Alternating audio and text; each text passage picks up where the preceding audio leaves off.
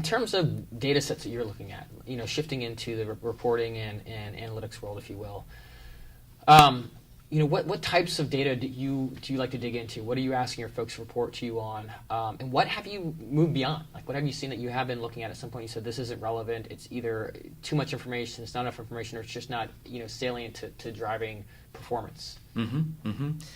So I'll start with the stuff that's not interesting to me and that I spend basically zero time thinking about, looking at.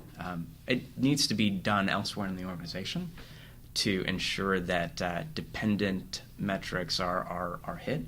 But things like impressions, clicks, click-through rates, inquiries, leads, these are things that I spend very little time thinking about. Good for you, because most marketers these days judge themselves solely on what I call tier one analytics, right? Which is just the front end metrics of what they're doing. So I'm on bated breath to hear what we're looking at then. Good to hear. And not to say that they're not important, and many organizations haven't even gotten there yet. Sure.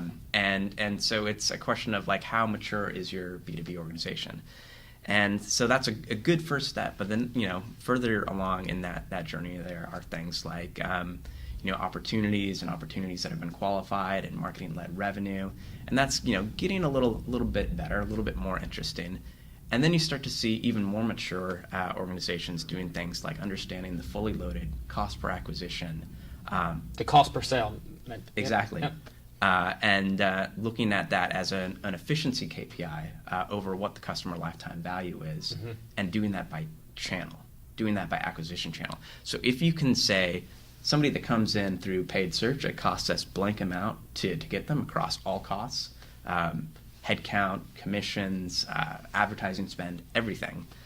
And that the people that we get in through that mechanism over the lifetime of their experience with us as a customer, sure. What does that look like? If you can optimize those ratios and measure those accurately, then you can run a very efficient business.